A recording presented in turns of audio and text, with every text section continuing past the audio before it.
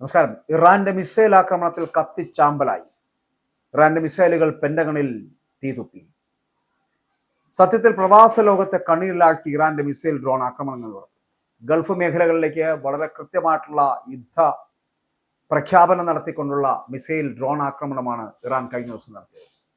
Kuwait അന്താരാഷ്ട്ര വിമാനത്താവളത്തിലെ ഒന്നാമത്തെ ടെർമിനലിന് നേരെ ഇറാൻ നടത്തിയ ഡ്രോൺ ആക്രമണത്തിൽ ഒരു ഇന്ത്യൻ പൗരനടക്കം കൊല്ലപ്പെടുന്ന സാഹചര്യം സൃഷ്ടിക്കപ്പെട്ടു.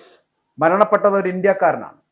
ആ ഇന്ത്യൻ പൗരന്റെ കുടുംബവുമായിട്ട് ഒപ്പം തന്നെ കുവൈറ്റ് സർക്കാരുമായിട്ടൊക്കെ സഹകരിച്ച് ആവശ്യമായിട്ട് എല്ലാ സഹായങ്ങളും ഉറപ്പാക്കുമെന്ന് കുവൈറ്റിലെ ഇന്ത്യൻ എംബസി അടക്കം പറയുമ്പോഴും നഷ്ടപ്പെട്ടു പോയ ഒരു വ്യക്തിക്ക് പകരം നൽകാൻ എന്തുണ്ട് എന്നുള്ള ചോദ്യം വല്ലാതെ നമ്മളെ തളർത്തുകയാണ്. അപ്പോൾ ആക്രമണത്തിൽ വിമാനത്താവള ജീവനക്കാരും യാത്രക്കാരും ഉൾപ്പെടെ കുറഞ്ഞത് 63 പേർക്ക് പരിക്കേറ്റിട്ടുണ്ട്. ഇറാന്റെ ഡ്രോൺ മിസൈൽ ആക്രമണങ്ങൾ വിമാനത്താവള കെട്ടിടങ്ങൾക്കും നയതന്ത്ര കാര്യാലയങ്ങൾക്കും വലിയ നാശനഷ്ടമാണ് ഉണ്ടായത്. ഇതേ തുടർന്നുകൊണ്ട് കുവൈറ്റ് വിമാനത്താവളത്തിൽ നിന്നുള്ള സർവീസുകൾ താൽക്കാലികമായിട്ട് നിർത്തിവെക്കുകയും ലാൻഡ് ചെയ്യേണ്ടിയിരുന്ന വിമാനങ്ങൾ മറ്റ് വിമാനത്താവളങ്ങളിലേക്ക് വഴിതിരിച്ചുവിടുകയും ചെയ്യുന്ന ഒരു സാഹചര്യം ഉണ്ടായിരിക്കും. എന്നാൽ കേടുപാടുകൾ പരിഹരിച്ച് സുരക്ഷ ഉറപ്പാക്കിയ ശേഷം ടെർമിനൽ 4 നിന്നുള്ള സർവീസുകൾ കുവൈറ്റ് എയർവേസ് പുനരാരംഭിക്കുന്ന സാഹചര്യം ഇന്നലെ വൈകുന്നേരം ഉണ്ടായി. വിമാനത്താവളം ലക്ഷ്യമിട്ട് നിരവധി ഡ്രോണുകൾ എത്തിയതായിട്ടും പരിക്കേറ്റവർക്ക് ചികിത്സ ഉറപ്പാക്കി സ്ഥിതിഗതികൾ സൈന്യം സുരക്ഷയാക്കി അല്ലെങ്കിൽ സൂക്ഷ്മമായി നിരീക്ഷിക്കുകയാണ് എന്ന് പറയുമ്പോഴും കുവൈറ്റ് പ്രതിരോധ മന്ത്രാലയം ഇതിനെതിരെ എന്ത് തീരുമാനമാണ് കൈക്കൊള്ളുന്നതെന്ന് കാത്തിരുന്ന് കാണേണ്ടതാണ്. കാരണം ഗൾഫ് മേഖലയിൽ സംഘർഷം വീണ്ടും കടുക്കുന്നതിനിടയിലാണ് ഇത്തരത്തിലൊരു സംഭവം സൃഷ്ടിക്കപ്പെട്ടിരിക്കുന്നത്. കുവൈറ്റിലും ബഹ്റൈനിലും ഇറാൻ ആക്രമണം നടത്തിയപ്പോൾ അമേരിക്ക ഹോർമൂസ് കടലിന് സമീപം സൈനിക നടപടികൾ ആരംഭിക്കുന്ന ഒരു കാഴ്ചയും കണ്ടു. ഏപ്രിൽ 8 മുതൽ നിലവിലിരുന്ന താൽക്കാലികമായിട്ടുള്ള വെടിനിർത്തൽ കരാർ തകരുന്ന രീതിയിലേക്കാണ് കാര്യങ്ങൾ പോകുന്നത് എന്നുള്ളത്. ഹോർമൂസ് കടലിടുക്കിലെ ഈ അനിശ്ചിതാവസ്ഥ കാരണം ആഗോള വിപണിയിൽ എണ്ണവില 2% വർദ്ധിക്കുന്ന സാഹചര്യം ഉണ്ടായിരിക്കുന്നു. ലോകത്തെ എണ്ണ LNG കയറ്റുമതിയുടെ 5-1 നടക്കുന്നത് ഈ തന്ത്രപ്രധാനമായിട്ടുള്ള കടൽ മാർഗത്തിലൂടെയാണ്.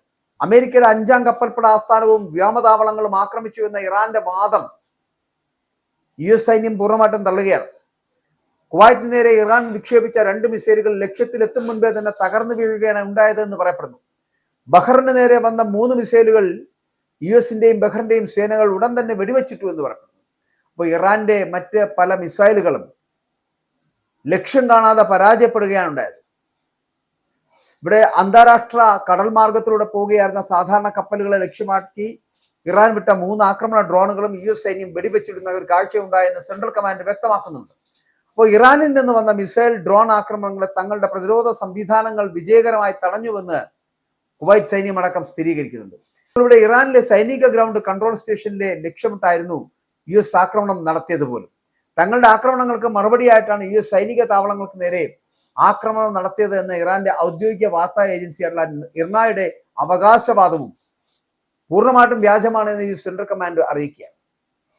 അമേരിക്കൻ സൈന്യത്തിന് നേരെയുള്ള ഇറാന്റെ എല്ലാ ആക്രമണങ്ങളും അത് പരാജയപ്പെട്ടു എന്ന് തന്നെയാണ് ഇപ്പോൾ US ആരംഭിച്ചത് മുതൽ, അല്ലെങ്കിൽ US അടക്കം ഇത് വ്യക്തമാക്കുന്നത്. ഫെബ്രുവരി 28-ന് സംഘർഷം ആരംഭിച്ചത് മുതൽ US സൈനിക താവളങ്ങൾക്കുള്ള ഗൾഫ് രാജ്യങ്ങളിലെ സാധാരണ ജനജീവിത മേഖലകൾ, ജനവാസ മേഖലകൾ, സൈനിക കേന്ദ്രങ്ങൾ, ഇവർക്കൊക്കെ നേരെ ഇറാൻ നിരന്തരമായിട്ടുള്ള ആക്രമണം നടത്തുകയാണ്. തന്ത്രപ്രധാനമായിട്ടുള്ള ഹോർമൂസ് കടലിലേക്ക് വീണ്ടും തുറക്കാൻ അമേരിക്ക ശ്രമിക്കുന്നതിനിടയിൽ ഇരു രാജ്യങ്ങളും തമ്മിൽ താൽക്കാലികമായിട്ടുള്ള വെടിനിർത്തൽ നിലവിലുണ്ടായിരുന്നിട്ടും ഏറ്റുമുട്ടലുകൾ തുടരുന്നു. യുദ്ധം അവസാനിപ്പിക്കുവാനും ഹോർമൂസ് കടലിലേക്ക് തുറക്കുവാനും കഴിഞ്ഞ ആഴ്ച അമേരിക്കയും ഇറാനും തമ്മിൽ ചർച്ചകളിൽ പുരോഗതി ഉണ്ടായില്ല എങ്കിലും അന്തിമ കരാർ ആയിട്ടില്ല എന്ന് പറയുന്നു. തങ്ങളുടെ കാര്യങ്ങളിൽ അമേരിക്ക അനാവശ്യമായിട്ട് ഇടപെടൽ അവസാനിപ്പിക്കുക, മിസൈലുകളും ഡ്രോണുകളും ഉപയോഗിച്ച് ശക്തമായിട്ട് തിരിച്ചടിക്കുമെന്ന് ഇറാന്റെ സൈനിക ഉപദേശകൻ മൊഹ്സൻ റൈസ് മുന്നറിയിപ്പ് നൽകുകയാണ്. അതേസമയം കുവൈറ്റിനും ബഹ്റിനും നേരെ ഇറാൻ നടത്തിയ ആക്രമണങ്ങളെ UAE അപലപിച്ചിരിക്കുന്നു. കഴിഞ്ഞ ഫെബ്രുവരിയിൽ US ഇസ്രായേൽ സംയുക്ത ആക്രമണത്തിൽ പരിക്കേറ്റ ഇറാൻ പരമോന്നത നേതാവായിട്ടുള്ള മൊജ്തബ ഖമേനി, ആ ഖമേനി ജീവനോടെ ഉണ്ടെന്നും ഭരണകാര്യങ്ങളിൽ സജീവമാണെന്നൊക്കെ US state secretary Marco Rubio അടക്കം വ്യക്തമാക്കുകയും ചെയ്യുന്നുണ്ട്. ഇറാന് മേലുള്ള ഉപരോധം നീക്കണമെങ്കിൽ അവർ ആണവ പദ്ധതികൾ പരിമിതപ്പെടുത്തണമെന്നും ഹോർമൂസ് കടലിലേക്ക് തുറക്കണമെന്നും അങ്ങനെ തുറന്നു കിട്ടുന്ന ഇടങ്ങളിൽ കപ്പലുകൾക്ക് നേരെയുള്ള ആക്രമണം നിർത്തണമെന്നും US അമേരിക്ക ആവശ്യപ്പെട്ടുകയാണ്. അമേരിക്കൻ ടാങ്കർ ആക്രമണത്തിന് പകരമായിട്ട് തങ്ങളൊരു കപ്പലിന് നേരെ മിസൈൽ വിക്ഷേപിച്ചതായിട്ട് ഇറാൻ മാധ്യമങ്ങൾ പറയുന്നുണ്ട്. ഇത്തരത്തിലുള്ള കടൽപ്പടകളിലേക്കാണ് ഇറാൻ അഗ്നിഗോളം തീർക്കുന്നത്, തീ തുപ്പുന്നത്, തീമഴ പെയ്യിക്കുന്നത് എന്നുള്ളതാണ്. എന്നാൽ ഇറാനുമായിട്ടുള്ള ആണവ ചർച്ചകൾ തുടരുകയാണ് എന്ന് US പ്രസിഡന്റ് ഡൊണാൾഡ് ട്രംപ് അറിയിക്കുന്നു. ആണവായുധം നിർമ്മിക്കില്ലെന്ന് ഇറാൻ സമ്മതിച്ചിട്ടുണ്ട് എന്നും ചർച്ചകളിൽ മുജ്തബ ഖമേനി പറയുന്നുണ്ട്.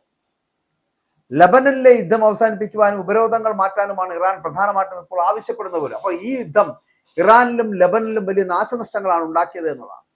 ഇസ്രായേലിന്റെ സൈനിക നീക്കങ്ങൾ വെടിനിർത്തൽ കരാർ തകരാൻ കാരണമാകുമെന്ന് ഇറാൻ മുന്നറിയിപ്പ് നൽകിയിരുന്നു. ഇതിനിടയിലും തെക്കൻ ലബനിൽ ഇസ്രായേൽ ആക്രമണം തുടരുകയാണ്. വടക്കൻ ഇസ്രായേലിലേക്ക് കടന്നു കയറിയ ശത്രുവിന്റെ വിമാനം തകർത്തതായിട്ട് ഇസ്രായേൽ സൈന്യം അടക്കം വ്യക്തമാക്കുന്നുണ്ട്. പക്ഷെ അപ്പോഴും ഇറാന്റെ മിസൈൽ ആക്രമണത്തിൽ പലയിടങ്ങളിലും, അതായത് പല വ്യോമ താവളങ്ങൾ അടക്കം കത്തിച്ചാമ്പലാകുന്ന കാഴ്ച കാണേണ്ടി വരുന്നു. ഇറാന്റെ മിസൈലുകൾ പെന്റഗണിൽ തീ തുപ്പുന്ന ഒരു സാഹചര്യം ഉണ്ടാക്കുന്നു. അത്തരത്തിലുള്ള ഒരു സാഹചര്യം സൃഷ്ടിക്കപ്പെട്ടിരിക്കുന്നു എന്ന് പറയേണ്ടിയിരിക്കുന്നു. അങ്ങനെ ഇറാന്റെ മിസൈൽ ആക്രമണം എന്ന് പറയപ്പെടുന്നത് അമേരിക്ക കരുതുന്നതിനും ഒരുപാട് മുകളിലായിരുന്നു. അതുകൊണ്ട് തന്നെയാണ് ആ ആക്രമണത്തിൽ കത്തിച്ചാമ്പലാകാനാണ് ആ നാടിന്റെ വിധി എന്ന് പറയപ്പെടുന്നത്. ഇറാന്റെ മിസൈലുകൾ പെന്റഗണിൽ തീ തുപ്പുന്ന സാഹചര്യത്തിലേക്ക് എത്തിയതും അത്തരത്തിലാണ് എന്ന് പറയേണ്ടി. 5th Anand TV film awards June 13 Apollo മാഞ്ചസ്റ്ററിൽ. For more details and tickets, call 020-8548-4897.